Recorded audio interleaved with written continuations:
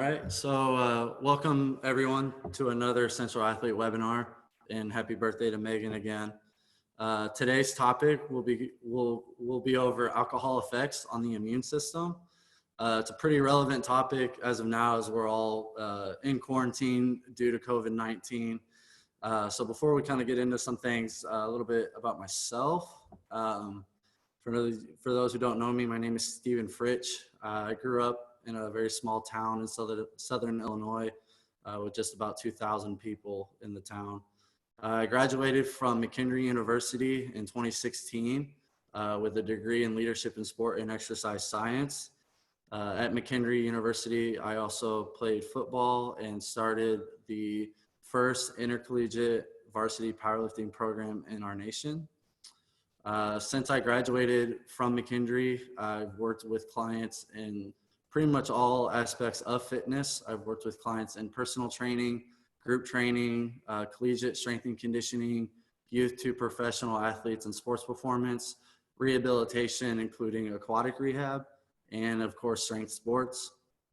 Furthermore, I am a competitive powerlifter, weightlifter, and jiu-jitsu player. So that's kind of my specialty, is helping people get really strong and get out of pain.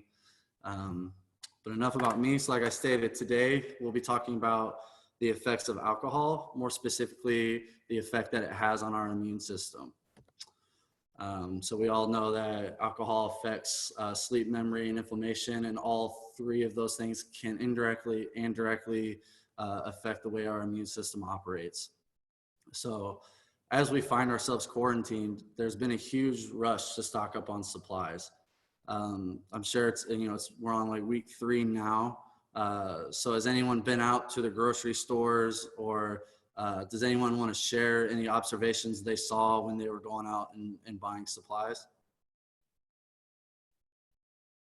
You can just unmute and speak up if you want to share. I'll take the floor on this. I'm definitely a lot more like aware of people.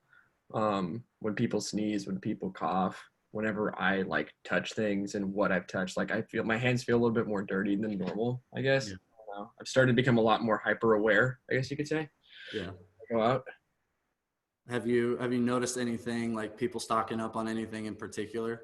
Toilet paper, other sorts of cleaning, and Germex as well. Lots of non-perishable foods, just like a bunch of doomsday prep. Yeah. So thanks for sharing, Tyler. So yeah, obviously food is a big one. Apparently toilet paper is a hot commodity right now. But there's also been a huge spike in alcohol sales throughout the country as well. To get into some statistics here, in the week ending March 14th, 2020, over the same period in 2019, wine sales are up 27.6%. Spirit sales are up 26.4%, and beer, flavored malt beverages, and cider were up 14%. For a comparison, in the 13-week period ending January 25th, 2020, wine was up just 0.6%. For the same period, spirits were up 3.8%, and the beer, flavored malt beverage, cider category was up by 5%. Now, in Seattle, Washington, where there's been 2,200 confirmed cases of COVID-19, vodka sales have spiked up to 50%, domestic beer up 48%, and tequila is up 42%. And if you think it stops there, it doesn't. So sales indicated that consumers were also stocking up with larger packs, outpacing the growth of the smaller ones during the week. So for that same week of ending March 14, 2020, 3-liter boxed wines were up by 53% from over a year ago. And canned wines were up by 95%. And the 24-pack beer category was up 24%. 30 packs grew sales up to 21%. And 36 packs, which I didn't know they made 36 packs of beer, were up by 40%. So I guess if we're all gonna, hunker down for a while, might as well make it fun, right? But the piece most people are forgetting is that we're quarantining and we're hunkering down for ours and other immune's health, which alcohol can have a pretty big effect on. So if you've followed Central Athlete for a while now, Amanda O'Brien put out a great blog called The 6 Effects of Alcohol Consumption. From this blog, we can understand how alcohol can have an indirect and direct effect on the immune system. Alcohol impacts our immune system in a more indirect fashion by disrupting circadian rhythms, the interplay between our 24-hour sleep-wake cycle and biological processes. Hormones, immune function, and even blood sugar control are all influenced by circadian rhythms. Asynchrony with circadian rhythms can cause annoying yet minor problems like a feeling of jet lag, but it can also increase the risk of more serious problems like cardiovascular disease and diabetes. Alcohol's ability to disrupt your sleep-wake cycles by causing you to wake up more often throughout the night and reducing your quality of sleep can be the tipping point of a physiological cascade that creates a disruption in our circadian rhythms, leading to impaired immune function. To quote Amanda, alcohol might make it feel like you have had a proper night's sleep, but rather than aiding you in sleep quality, it is more similar to a mild form of anesthesia, acting more like a sedative than anything else. Although you may seem to fall asleep quicker, your sleep becomes littered with many awakenings that will not be remembered and will leave you feeling exhausted, unrefreshed, and ultimately disrupting your circadian rhythm. The loss of REM sleep also removes the level-headed ability to read the social world accurately. REM sleep is also imperative for effective problem solving, providing a more fluid and divergent state of information processing. Matthew Walker, the author of the book Why We Sleep, even credits our intense degree of REM sleep relative to other mammals as a pivotal trigger that rocked Homo sapiens to the top of the evolutionary pyramid. A loss of REM sleep greatly affects your productivity in the workplace, positive human interactions, as well as your memory and learning. Studies also show that alcohol consumption contributes to systemic inflammation by interfering with the body's natural gut defense of gut microbiota. It impairs the balance of microflora in the gut barrier function, the liver's ability to detoxify bacterial products, and the brain's ability to regulate inflammation. When these natural defenses are impaired, systemic inflammation ensues. Now, for the alcohol effects directly on the immune system, first, it's important to know that the microbes living in your intestines, your gut's microbiome, plays an important role in fighting diseases. When you drink a lot of alcohol, it has many effects on your digestive system. It damages the epithelial cells of your intestines, making it harder to absorb many nutrients. It also severely disturbs your gut's microbiome, significantly altering the balance of healthy and unhealthy bacteria. Alcohol affects the way health gut microbes interact with the immune system by disrupting the gut barrier, allowing more bacteria to pass into the bloodstream.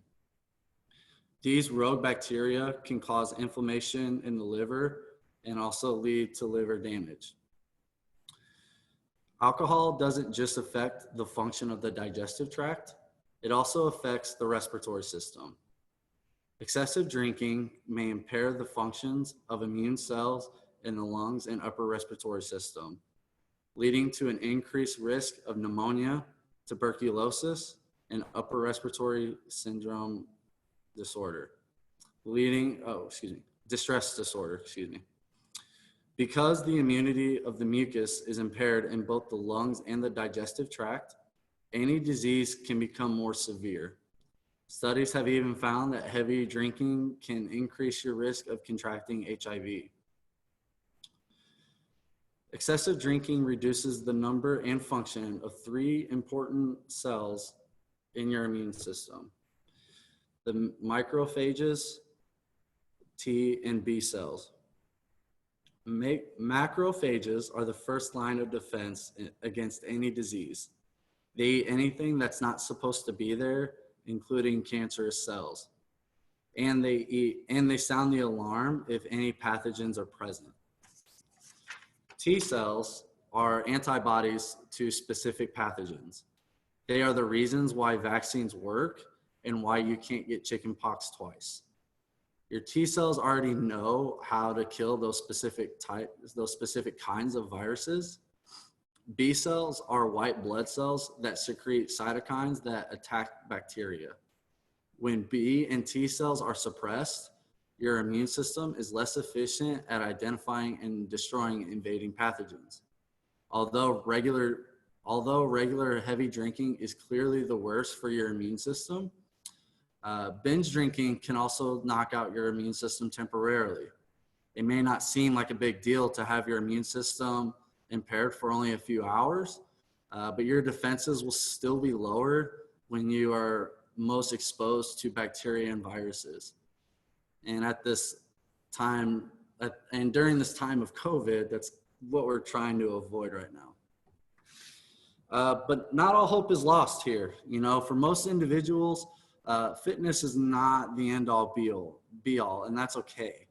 Most people invest in their health very seriously, but also take the time to enjoy certain things, to which alcohol is a very common thing to enjoy socially. Again, if you've followed Central Athlete for some time, Jesse wrote a blog back in 2017 called Hacking Alcohol to mitigate some of the physiological effects while still being able to have some drinks and enjoy yourself. So here I've laid out some steps that you can take before, during, after, and the day after drinking. Boop. So as you can see on this list, it all comes back to basic lifestyle guidelines, or BLGs. And it's something that here at Central Athlete, we preach a lot about. We always tie everything back to BLGs. But BLGs, especially in this situation, can be your saving grace between, you know, having a super impaired immune system and, you know, being able to go out socially and not have as many of those effects if you follow some of these steps. So obviously we all know that alcohol will dehydrate you. So before you engage in any sort of activity involving alcohol, drinking half of your body weight in ounces will significantly reduce the effect that alcohol can dehydrate you. Along with that, something again we always preach is protein intake. Eating a balanced meal high in protein will also delay the rate of alcohol absorption. Another big one is sunlight. Again, not having much luck today, but being in Austin, Texas, we have plenty of it. So a good 20 minutes of sun exposure will help kind of spike that vitamin D, bring those energy levels up. And then also movement. So engaging in quality movement and activities to promote in blood flow and lymph movement is also going to be huge. Now, while you're engaging in any sort of activity involving alcohol, there's some steps you can take there as well. So having one less drink of water than you do of alcoholic beverages. So basically, if you want to think about it in terms of exercise, you're supersetting your alcohol with your water. So you drink one alcoholic beverage, you drink one water. You drink one alcohol beverage, you drink one water. Again, that way you're just always pumping water into your system and keeping yourself a little more hydrated than if you were just pounding alcoholic drinks. Furthermore, avoiding sugary mixed drinks. I'm not terribly sure of like the names of some of them, like Sex on the Beach I know is one. I'm not big on the sugary drinks, but I know the drink of choice around here is with tequila and topo and lime. Is that what ranch water is called? I think that's ranch water. And then to keep going along with that, exploring more gluten-free options in your drinks as well. Continuing on with hacking alcohol, after you've consumed all of your alcohol, getting in 20 ounces of water before bed will significantly minimize dehydration there as well. And then you can also do some things the day after. So getting back into your normal routine, I can't really stress this enough. It's because it's one of the hardest things to do. After a night out, you might feel lethargic and dehydrated. You don't have any energy and you probably slept like crap. But getting back into your normal routine. So if you're used to waking up on Sunday and taking your dog out for a walk, stick to that as best you can. Even if it's an hour delay, like get up and get outside and get moving. Getting back into your normal routine will help also mitigate those after effects of drinking alcohol. So again, to go along with that is movement, more sunlight, eating a really good meal. I would even throw in the sauna. The sauna can do some really good things for you. And again, if you are an on-site athlete here, we have one here for you. So, I mean, use that thing up. Oop, excuse me. So now that we all are in these weird times right now, everyone's going about this in their own way, whether it's adjusting to a new work schedule or no work schedule at all. We all have to get through it together. I'm not here to tell you how to spend your time or how to cope with what we're all facing. Merely providing information so that you can make some well-informed decisions. And if you choose to drink, to do it wisely and with good company at the least. And if you choose to not drink, take it a step further and spend some time outside, spend some time moving your body, and spend some time staying hydrated to ensure that you're protecting your body from this new virus that's going around. And as always, use us here at Central Athlete for support. Always feel free to reach out with any questions or concern, and let us be a source of information or for guidance or support if you ever need it. So with that, I'll kind of open it up. Does anybody have any questions? Just unmute the mic and speak up. I can't see anyone's faces, so I don't know if anyone's shaking their head or not either. Megan posted a question in the chat. Oh, how do I get to that while staying on full screen? So chat. What is moderation? Oof. Balance is going to be whatever it is to that individual. Balance for me, is going to be, having a drink once every 3 months. That's good enough balance for me. That being said, in moderation, I think if we go back a slide, if you follow, our superset model, where you're drinking an alcoholic drink and then water and then having a drink, that's going to help slow down, because if you're one of those people like myself, if something's in my hand, it doesn't really matter what it is. If I'm drinking something, I need to be drinking it, but if you do the water, the drink, that'll kind of slow down how much alcohol you're putting in your system, but you're still getting in a lot of fluids. So it's still going to fill you up and making you feel like you are still you're still drinking very socially, but without any of the effects. But, to say that moderation is, quantifiable as, doing it X amount of times per week versus X amount of times per month, it's going to be different for everyone. That being said, I just hope that, with all the information that was presented, that y'all can walk away knowing that if you choose to make the decision, you can kind of mitigate some of those effects, and then you can start making better decisions moving forward. So not a super crystal clear answer on moderation, but it's different for everyone. Let's see if is there any more in the chat, Tyler? Nope. Well, cool. Well, again, y'all, thank you for attending another seminar. As soon as this thing loads. Thank you again. If you ever need to reach out to me, there's my email and my Instagram handle. You can always, again, feel free to reach out if you have any questions. Just to leave off on a really good note, I know it's raining outside, but I found this video of one of my favorite people, someone I look up to very much, saying something that was just super motivating for me, and I just want to share it with all of y'all.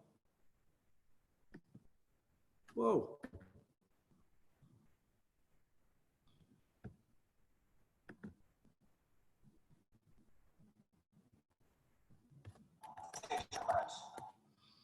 If you missed that, that was Jesse O'Brien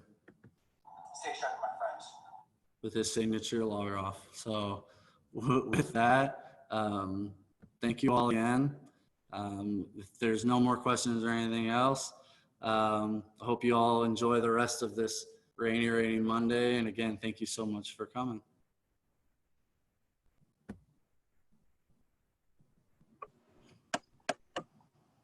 Stay shredded.